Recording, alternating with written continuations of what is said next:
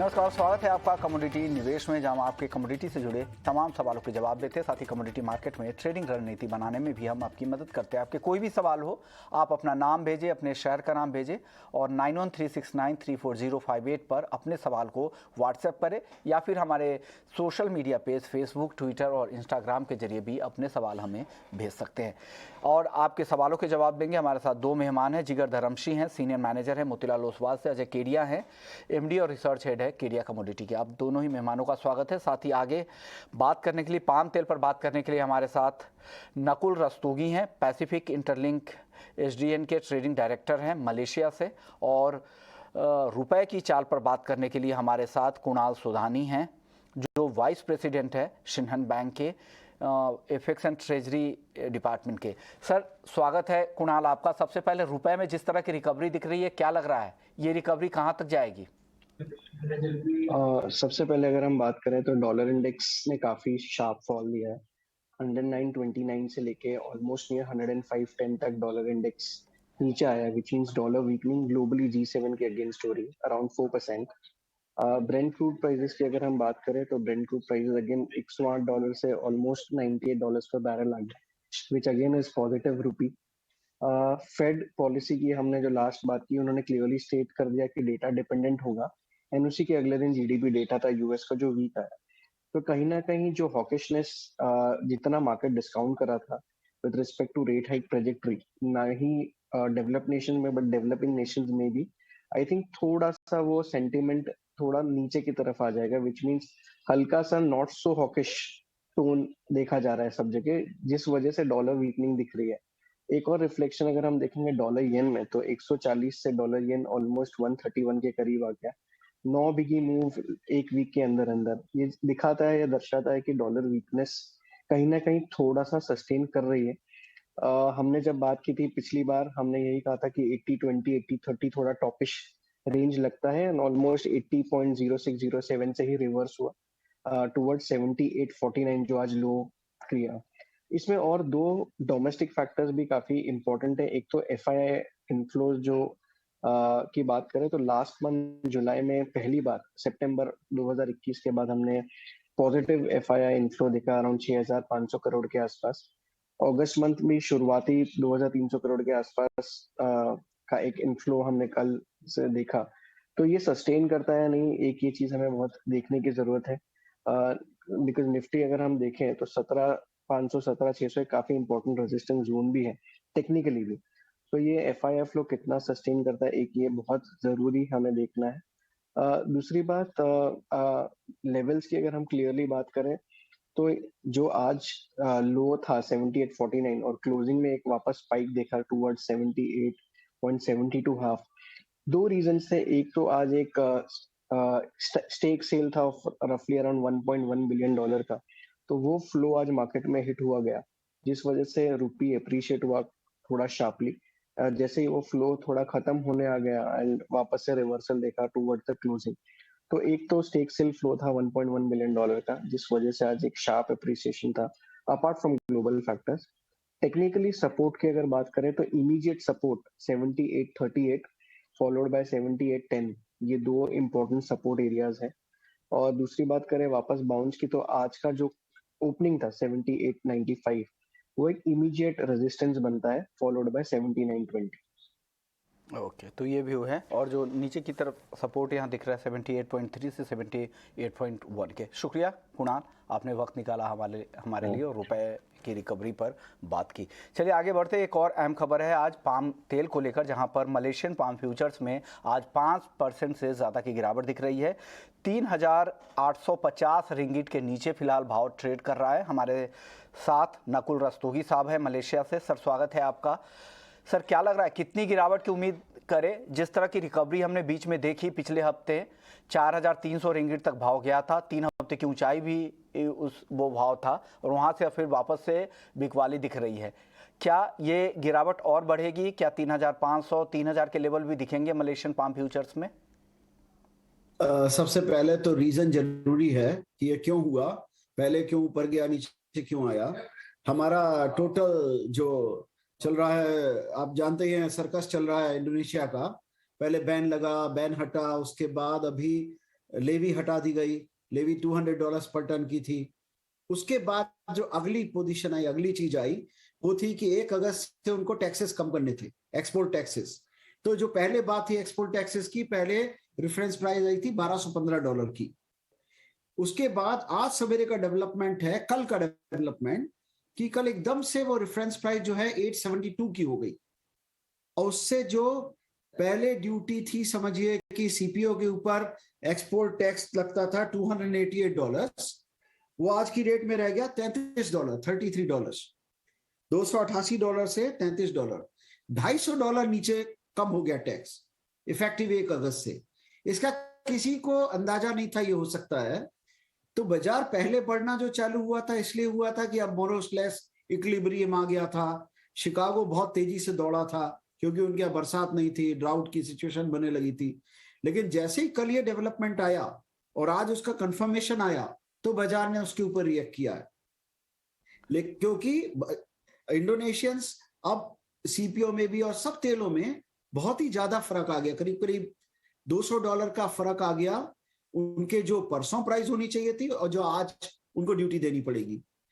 उसका उसी लिए हमारा बाजार भी फिर करेक्शन हुआ, क्योंकि अब अगले दिनों में समझ लो 15 दिन, इंडोनेशिया ने बोला 1 से 15 अगस्त के लिए इफेक्टिव रहेगा। तो अगले 15 दिन में फिर सभी लोग वहीं से माल लोड करने की कोशिश करेंगे और हो सकता है वहां से माल मलेशिया भी आना चालू हो जाए क्योंकि उनको उसका टैक्स का फायदा उठाना है। ओके। तो इसलिए बाजार सर, और ये एक्सपोर्ट लेवी को 31 अगस्त तक इन्होंने पूरी तरह से वेव करने का जो फैसला किया है, और अब जो 1 अगस्त से जो नए नियम है कि घरेलू बाजार से 9 गुना एक्सपोर्ट कर पाएंगे। पहले था 1:7 का था, वो रेशियो बढ़ाकर 1:9 कर दिया गया है। क्या इनकी जो सप्लाई गलत है, ओवर सप्लाई की स्थिति जो इंडोनेशिया में है, ये कब तक कम होगा? क्या लग रहा है बाजार कब तक इस तरह की सप्लाई, या हालांकि भारत जैसे बाजार के लिए या ग्लोबल मार्केट के लिए भी फिलहाल के लिए तो अच्छा ही है कि सप्लाई इंडोनेशिया से खूब आ रही है, लेकिन ये कब तक चलेगा सर?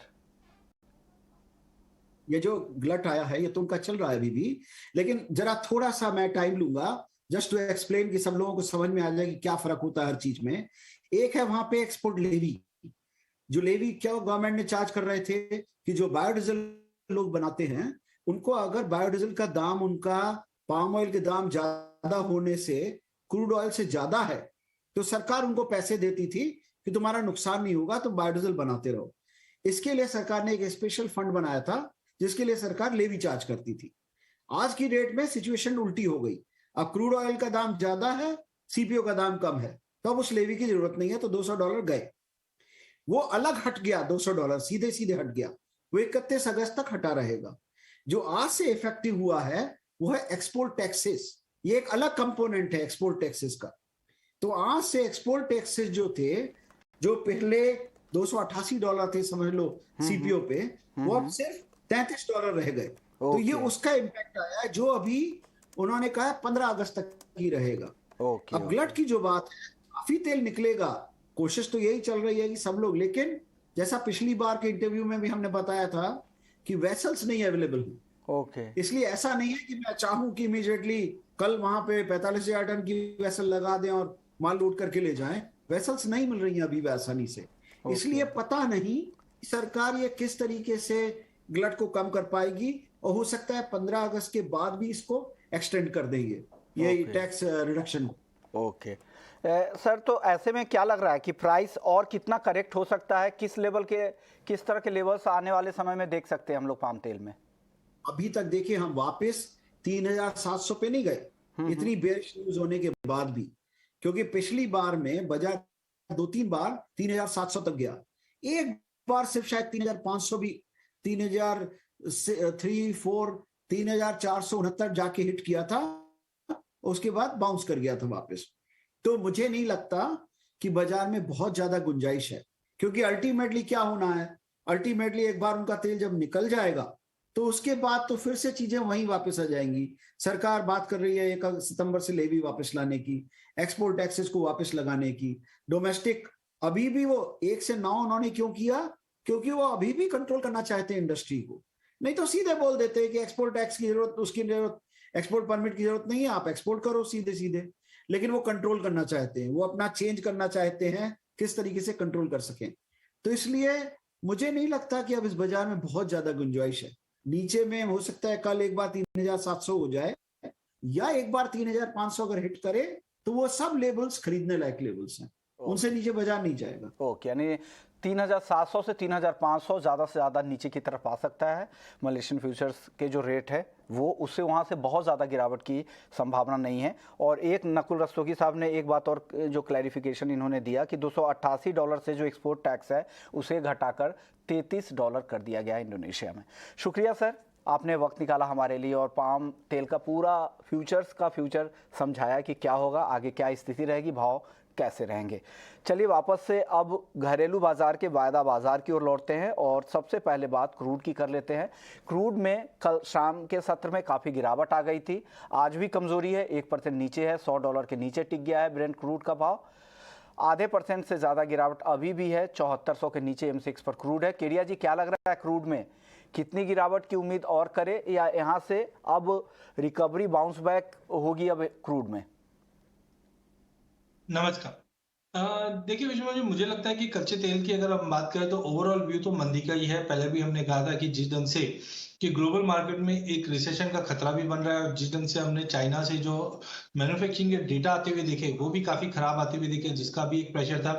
यूएस ने भी स्ट्रेटेजिक रिजर्व से कुछ आउटपुट्स बढ़ाए थे, तो ये सारी फैक्टर प्राइसेस में दबाव दे रहे हैं। लेकिन अभी भी अगर अपन देखते हैं इंटरनेशनल मार्केट के अंदर, तो WTI तो 93 के आसपास आ चुका है, बट ब्रेंट है वो 100 के नीचे होल्ड करना काफी इंपॉर्टेंट है, क्योंकि इससे पहले भी हमने देखा 98-50 के आसपास जाकर एक बाउंस करता है। बट ओवरऑल मुझे लगता है डिमांड के मुकाबले सप्लाई धीरे धीरे इंप्रूव होगी। ओपेक की मीट है कल, वहां से भी आउटकम आने की उम्मीद है। एज ऑफ नाउ कोई बड़ा चेंजेस नहीं है, बट मुझे लगता है डिमांड कंसर्न जो बढ़ सकती है उसी के चलते प्राइसेस में गिरावट है। तो MCX में रुपए में जो मजबूती आई है, ये भी एक डोमेस्टिक मार्केट पे प्रेशर कर रहा है जो 7100 तक का भी लेवल दिखा दे।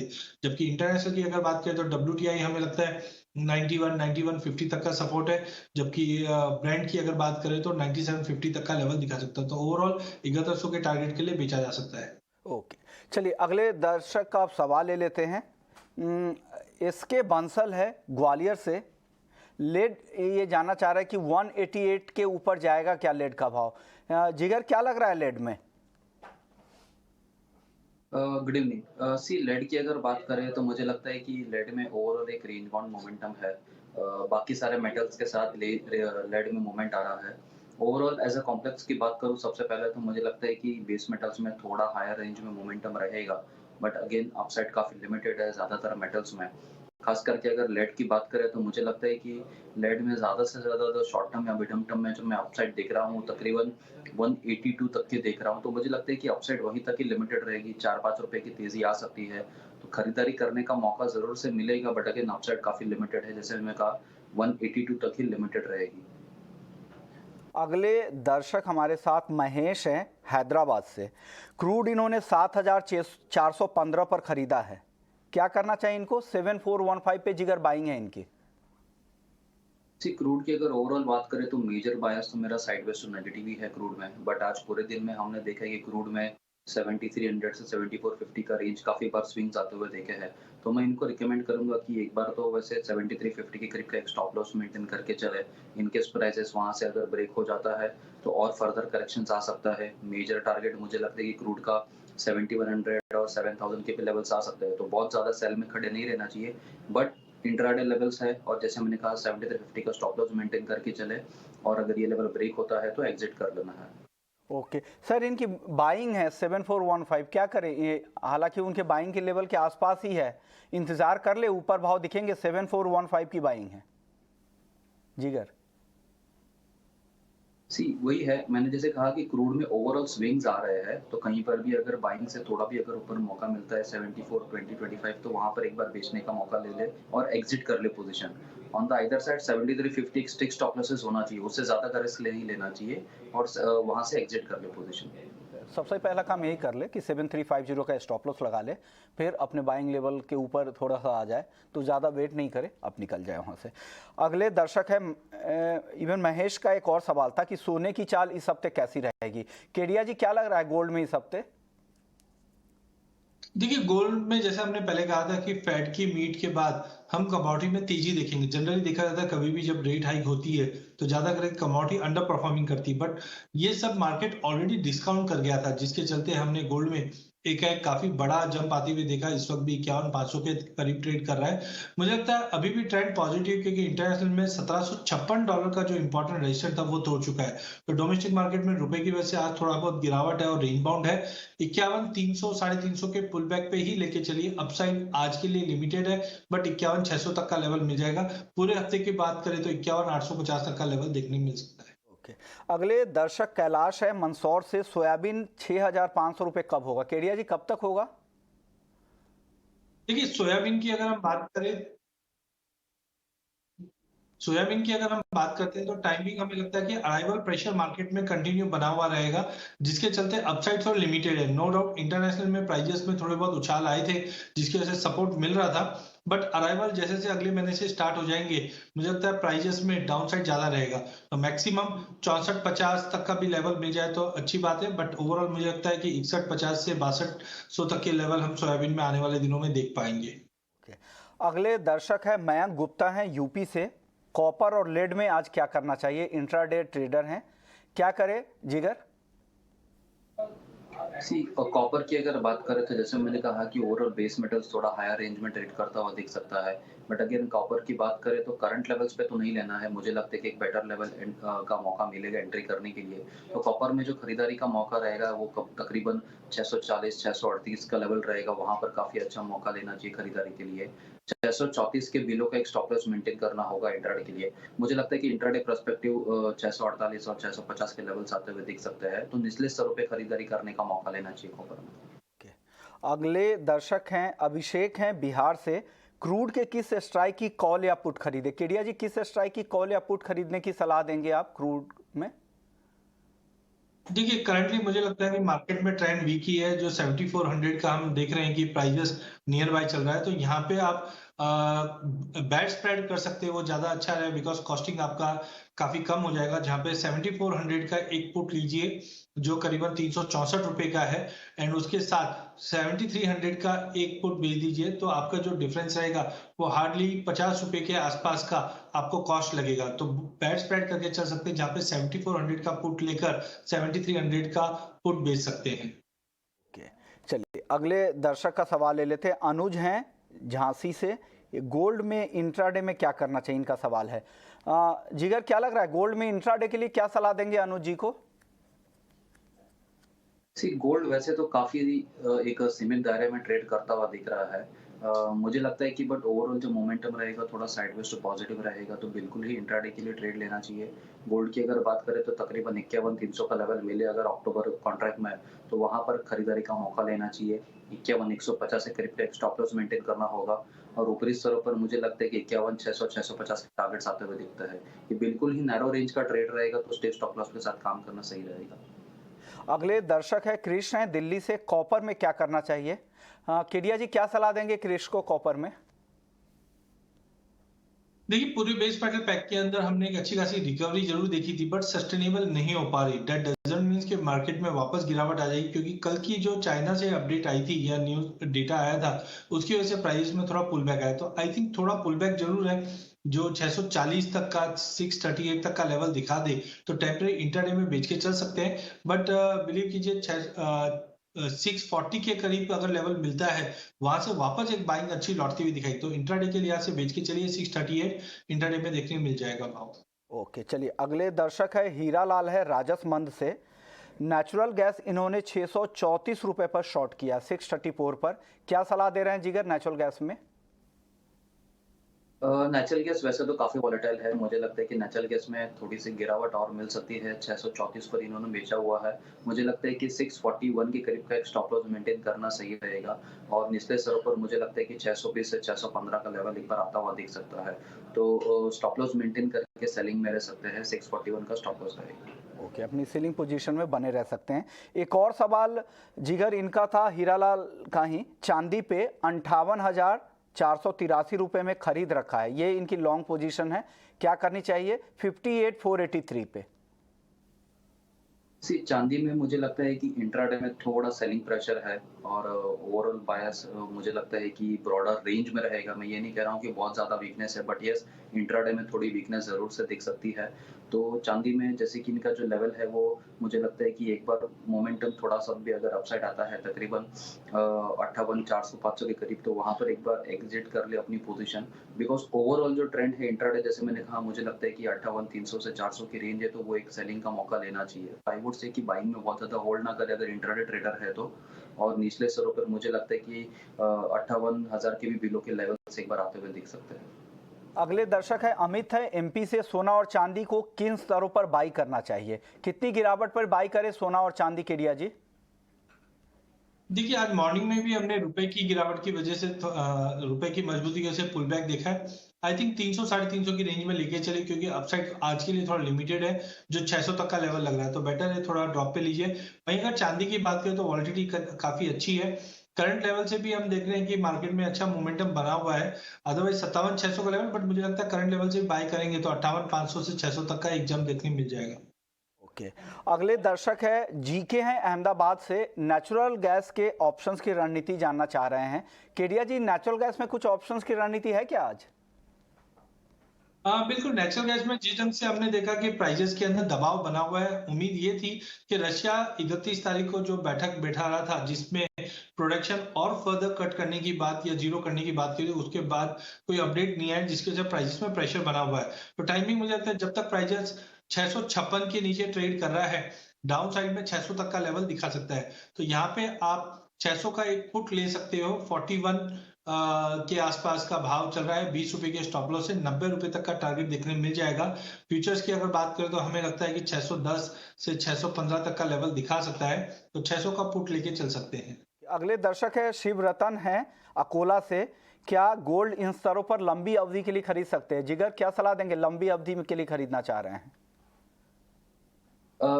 लंबी अवधि के लिए यानी मैं समझता हूँ कि गोल्ड में तेजी जरूर से है, बट अगेन ये जो तेजी है वो एक रिलीफ रैली की तरह देख रहा हूँ मैं। मुझे लगता है कि जो ये अपसाइड का मोमेंटम की शुरुआत हुई है दोबारा से गोल्ड में, वो तेजी जरूर रहेगी बट अपसाइड लिमिटेड रहेगी। इंटरनेशनल पॉइंट ऑफ व्यू से बात करूँ जो स्पॉट लेवल्स है वो 1805 1810 तक की ही तेजी लिमिटेड रहेगी, और डोमेस्टिक पॉइंट ऑफ व्यू से बात करूँ तो अगर अक्टूबर कॉन्ट्रैक्ट के बेसिस पे मुझे लगता है कि इनिशियल टारगेट जो रहेगा तकरीबन 51,900 का रहेगा, और जो मेजर अपसाइड है लिमिटेड रहेगी वो तकरीबन 52,250 तक ही रहेगी। तो ये तेजी में रहेगा, इसलिए सर मिलते रहेंगे, खरीदारी करें और 52,250 के करीब तक प्रॉफिट बुक।